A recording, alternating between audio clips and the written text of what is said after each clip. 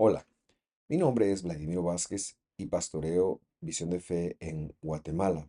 Quiero darle la más cordial bienvenida a este video.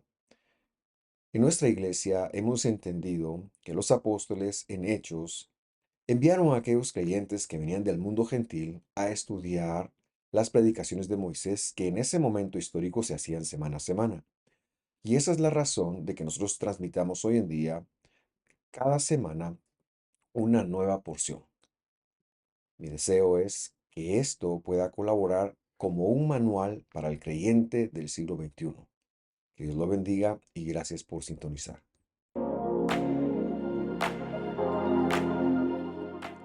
Gracias por sintonizarnos.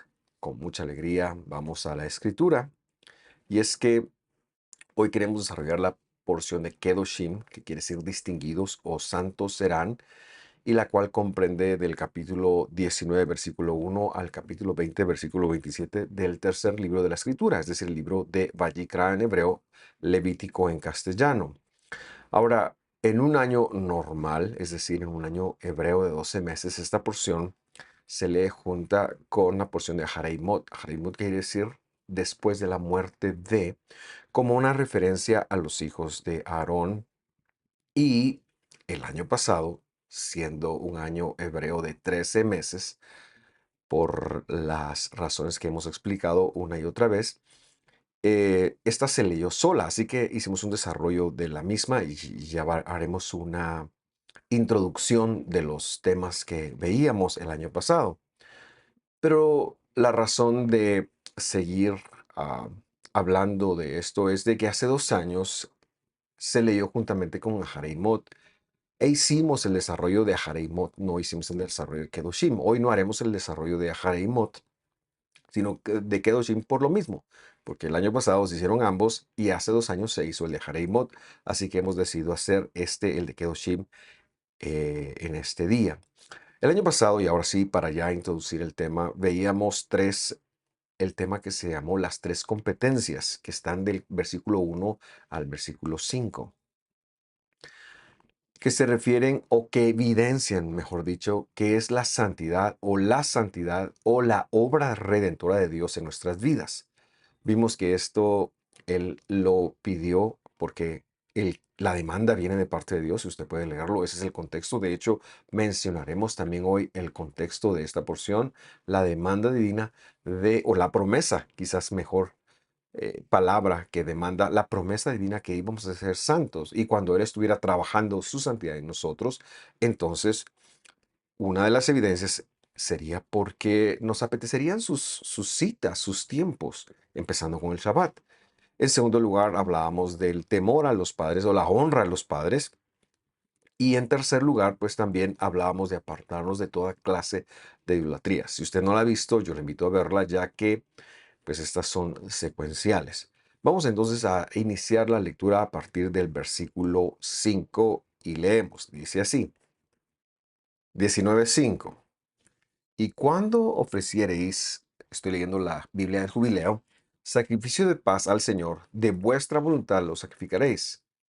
Hice una comparación de lo que muchas versiones han dicho acá, y esta fue la que más me gustó porque se acerca más a la idea original.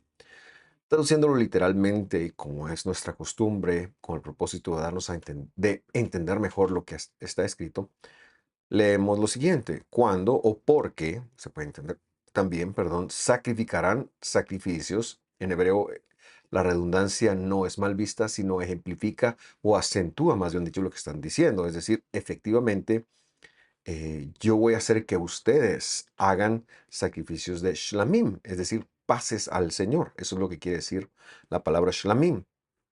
Por su placer, su aceptación o su voluntad, ustedes los sacrificarán. Y ya aquí nos tiene que dar a entender que, en primer lugar, las ofrendas de shlamim o de paz tienen tres acepciones. Quiero verlas con ustedes, porque no tenían realmente un carácter de reconciliación. Es decir, las ofrendas que se han descrito, los korbanot o acercamientos, que es una mejor palabra que ofrendas, pero que se han descrito en los primeros capítulos de Vayikra, de Levítico, tenían el propósito de perdonar o de hacer reconciliación con Dios por ciertos pecados. Dentro de estas ofrendas se describen las de paces, pero esta no es que tuvieran un carácter de reconciliación, sino que se legislan en el capítulo 3, me parece, y luego también en el 7. Ahora Dios está diciendo que una persona que está dentro de la santidad de Dios debía de ofrecerlas.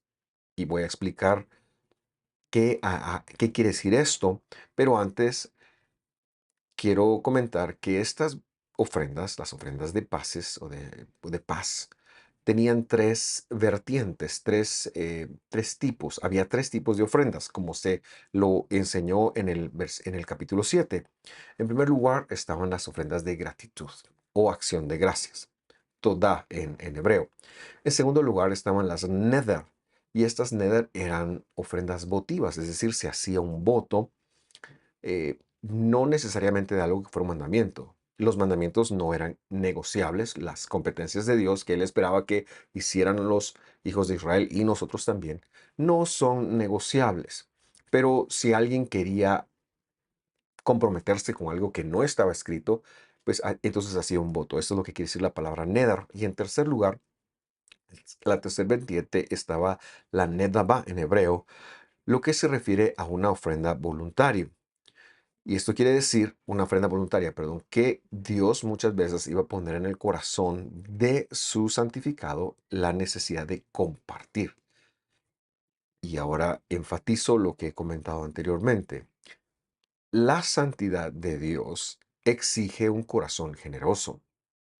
No podemos hablar de que somos hijos o seguidores de Dios si tenemos un corazón avaro. Una de las cosas que Dios quiere tratar con nosotros, y esa es precisamente la razón de estas ofrendas de paz y la razón de que esa generosidad siga vigente y que en el Evangelio no solo se ha restringido al diezmo, sino que se ha hecho ir más allá, es porque Dios, parte de trabajar su santidad en nosotros, es trabajar su generosidad, que es una parte, un rasgo de quien Él es con nosotros. Y esa es la razón de que existen este tipo de ofrendas. Piénselo por un momento. Dios es tan generoso que aquellos que son herederos de Dios, adoptados de Dios, deberían entonces de empezar a formar en ellos esa generosidad con la cual Él nos rescató, Él nos amó y ha compartido su sol, su luna, su tierra, en fin, todo lo que es de Él. Sigamos la lectura. Versículo 6, 19:6. Será comido el día que lo ofreciereis y al siguiente día. Y lo que quedare para el tercer día será quemado al fuego. Y si se comiere el día tercero será abominación, es decir, no será acepto. Y ya terminaremos con el versículo 8, eh, esta porción. Pero lo que quiero que usted conecte ahora mismo es que en este caso, en el caso del capítulo 19, está haciendo referencia a dos de las tres vertientes de esta ofrenda. O sea, no está haciendo referencia a la ofrenda de acción de gracias, la ofrenda de todas, sino está haciendo referencia a la ofrenda del voto y a la ofrenda voluntaria. ¿Por qué digo yo esto? Precisamente por cómo había legislado que debían de ser estas tres ofrendas. Para ello, releemos Levítico 7:15, el cual dice: En cuanto a la carne del sacrificio de sus ofrendas de paz, estas son las shlamim, en acción de gracias se comerá el día que se ofrezca. Esta es la primera vertiente, la toda, la acción de gracias. Se comerá el día que se ofrezca. No se dejará nada hasta la mañana siguiente. Verso 16, es decir, si uno quería manifestar su gratitud al Señor, esa ofrenda, pues había una parte que se ofrecía al Señor, los órganos internos, las grasas que lo recubrían, una parte que se daba al sacerdote y en tercer lugar una parte que la persona comía. Verso 16, pero si el sacrificio de su ofrenda es por un voto o una ofrenda voluntaria, que son nuestras otras dos vertientes, se comerá en el día que se ofrezca el sacrificio y al día siguiente se podrá comer lo que quede. Entonces, lo que señalamos es que en la demanda divina de ser santos nosotros, Dios espera que hagamos dos cosas. Bueno, en primer lugar, que tengamos generosidad, por supuesto, pero esa generosidad debe ser hacia el prójimo. ¿Por qué lo digo? En primer lugar, por los votos y en segundo lugar, por las ofrendas voluntarias, que son las dos vertientes que veíamos en nuestra porción del capítulo 19, versículo 5, que se podían ofrecer. Dios se está refiriendo a estas dos. Y lo que nosotros debemos de conectar y entender es que como hijos de Dios, Dios espera que incorporemos las ofrendas de los votos y las ofrendas voluntarias a nuestra vida. Ahora bien, Dios no va a dejar eso a su imaginación o a la mía, en primer lugar. Y en segundo lugar, no es una ofrenda que tenga que ver con un aspecto de pedir perdón. Al contrario, tiene que ver con la generosidad del creyente, de aquel que está siendo santificado, de aquel que fue adoptado por el Mesías Jesús y que está dentro de su pueblo. Y estas cosas Él las iba a explicar. Y eso es precisamente lo que yo quiero ver con ustedes. En primer lugar, la que tienen que ver con los votos, porque hoy en día es muy fácil hacer promesas, es muy fácil hacer un voto, pero luego vemos que estos no se cumplen y eso quiero que sepa usted que representa un pecado. De hecho, en Eclesiastés se ha enseñado que es mejor no prometer, no hacer un voto, que hacer un voto y no cumplir. O sea, cuando nos acerquemos para estar con el Señor, ha dicho el predicador allí, no hagamos las promesas de los necios, sino que lo que prometamos darle a Dios, hemos de hacerlo. Pero también esto se aplica a nuestro prójimo. Y aquí es donde vemos que los votos tienen una relación con la generosidad y con el prójimo. Y lo que quiero hacer entonces es comentar tanto las ofrendas votivas como las ofrendas voluntarias desde el Evangelio en la perspectiva que el Mesías lo dejó en primer lugar en una enseñanza de él y en segundo lugar lo que ocurrió en la congregación original del pueblo salvo en el primer siglo. Es lo que llaman la iglesia, es decir, el pueblo de Israel de los adoptados por Jesús. Vamos entonces a buscar entonces en el Evangelio y vamos al capítulo 5, versículo 33 y encontramos lo siguiente. Ahí dice, también han oído que se les dijo a sus antepasados, no jurarán falsamente. Esto es en este mismo capítulo del capítulo 19 de Levíticos, sino que cumplirás tus votos al Señor. Versículo 34. Pero yo les digo, no juren de ninguna manera ni por el cielo, porque es el trono de Dios, ni por la tierra, versículo 35, porque es el estrado de sus pies, ni por Jerusalén, porque es la ciudad del gran rey. Versículo 36, ni jurarás por tu cabeza, porque no puedes ser blanco o negro, ni un solo cabello. Ese sermón o este mandamiento, esta enseñanza mesiánica se está dando en lo que se conoce como el sermón de la montaña. Y ahí Dios está citando en primer lugar Levíticos, como hemos mencionado, pero en segundo lugar el capítulo 30, versículo 2 de Números.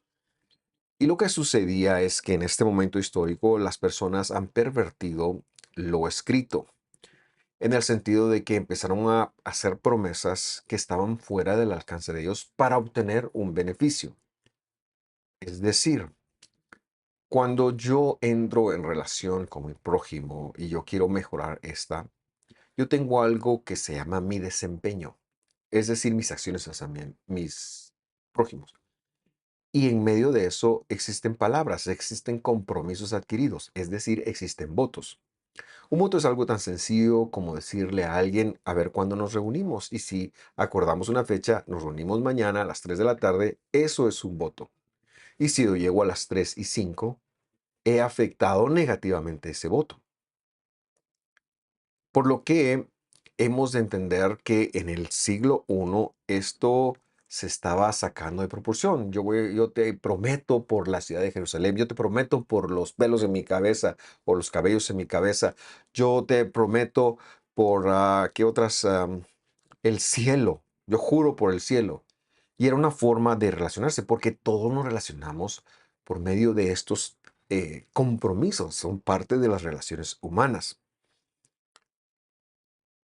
El nether, entonces, no era solamente prometerle algo a Dios que iba a traer una ofrenda, sino que también afecta al prójimo, afecta a mis relaciones interpersonales.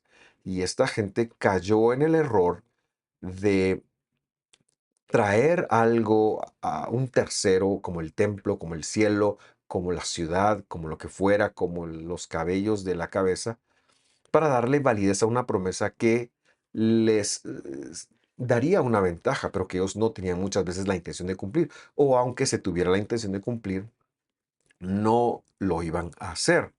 Por eso es que el Señor nos dice cómo es que hemos de manejar esta relación, cómo es que debemos de manejar nuestros compromisos, nuestros votos con aquellos que nos rodean. Y esto hemos de verlo como el amar al prójimo, como el respetar al prójimo, como la relación al prójimo. Por eso es que nosotros, algunos de nosotros, y me incluyo en esto, somos demasiado fáciles de prometer, somos demasiado fáciles de decir, mañana haré tal cosa, iré, veré, haremos tal cosa mañana, iremos a tal, te prometo a un hijo, a un cónyuge, abusamos de eso y luego no les cumplimos. Eso es una falta. Y como lo ha enseñado Levítico, una falta a ello representa un pecado y representa por lo tanto algo de lo cual hemos de arrepentirnos. En aquel momento, pues se presentaba alguna ofrenda por culpa o por, si era intencional, por pecado. Hoy en día nosotros tenemos el sacrificio de nuestro Dios y Redentor, el Mesías, su santidad, el bendito sea su nombre, Jesús, Yahushua, que nos perdona, pero eso no quiere decir que debamos de abusar de que nos perdona. Hemos de enmendar el bien, hemos de hablar con la persona, hemos de disculparnos con la persona y hemos de guardar nuestras promesas. ¿Por qué lo digo yo? Porque lo dijo él. Leamos Mateo 5:37. Dice, antes bien, sea el hablar de ustedes y por ende el actuar, eso lo enfatizo yo, sí, sí o no, no, porque lo que es más de esto procede del mal. Lo que Dios está diciendo es que incorpores la verdad a tus relaciones. Si no, mejor no digas algo. En esta porción, las ofrendas votivas o las ofrendas de paz en su versión de votos era para recordarte que debes ser un hombre de palabra. Era para recordarte que debes de ser una persona que cumpla sus votos. Por lo tanto, tu forma de actuar es decir sí o no. Porque también se vale decir no. También, si tú no puedes hacer algo, tienes que ser honesto y decir, mira, no puedo, no voy a poder. Porque todo lo demás, dice Dios, viene del maligno, viene del mal, viene del Satán. Es lo que está diciendo. Y cuando nosotros cedemos ante la tentación de, para obtener un beneficio, decir una mentira blanca o hacer una promesa que sabemos que no vamos a cumplir o que sabemos que es muy difícil que cumplamos, pecamos. Pero aunque quedara por fuera de nuestra buena voluntad, de todas formas es un pecado y debemos de pedir disculpas, debemos de arreglarnos con las personas. Veamos ahora entonces la ofrenda voluntaria, porque estamos viendo la de los votos. Y quiero entonces citar un versículo que está en Hechos, capítulo 4 versículo 34, y el contexto tiene que ver con eh, el, ese pueblo. Vamos a decir que la iglesia de Dios existió desde Éxodo. Esto es algo que siempre me gusta decir. Esa era la congregación de Dios. Así se la ha llamado, Cajal, que se tradujo al griego con dos palabras. La palabra congregación, que es la palabra Cajal, se tradujo al griego con dos palabras. La palabra sinagoge, que algunos piensan hoy en día que es el lugar de reunión de los judíos, y la otra es eclesía o iglesia, que algunos piensan que es el lugar de reunión de los cristianos.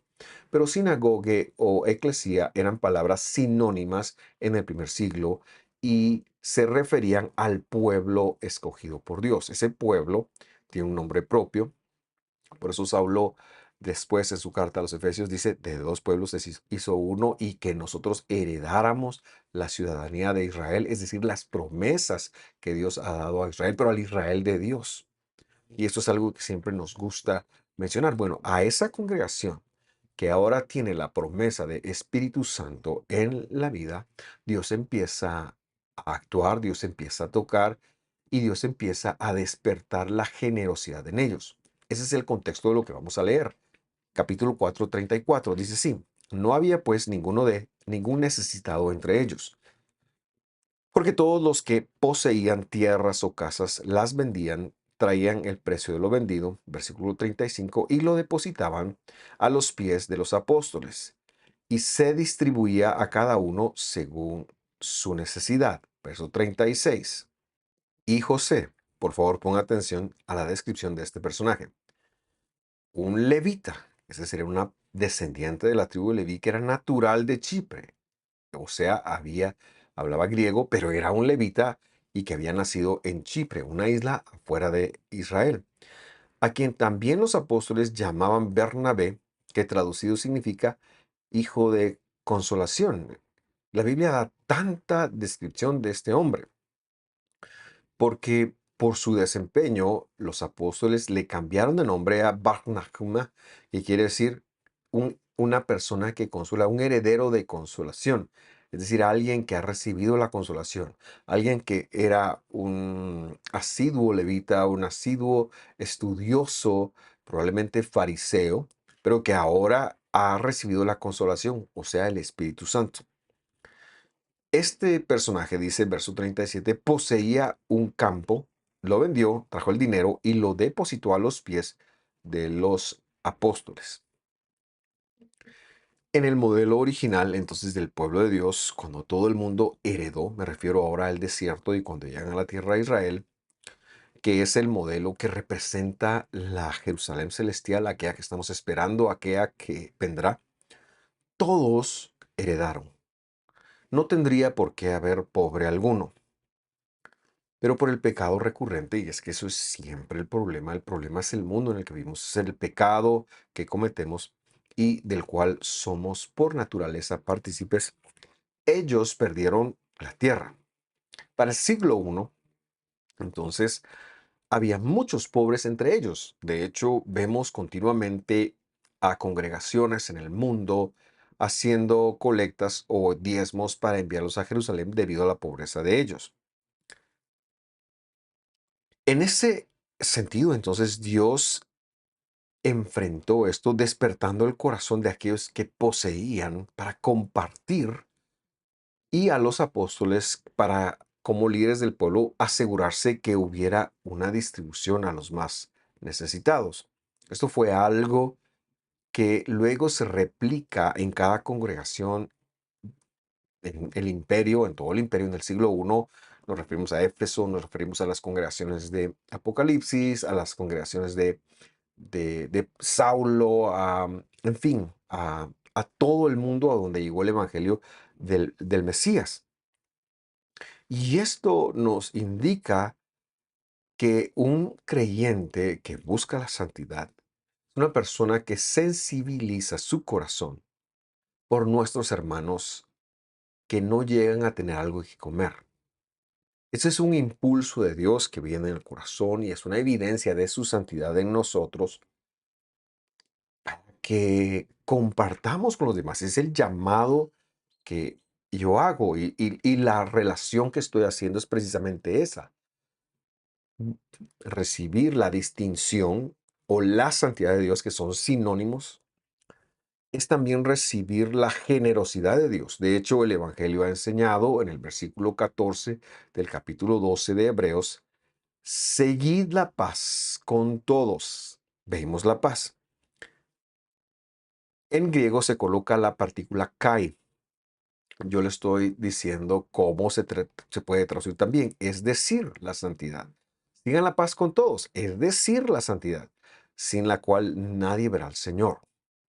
El texto entonces permite enseñarlo así, pero lo que yo quiero dejar en su corazón más que cualquier otra cosa es que la generosidad de Dios es parte de su santidad.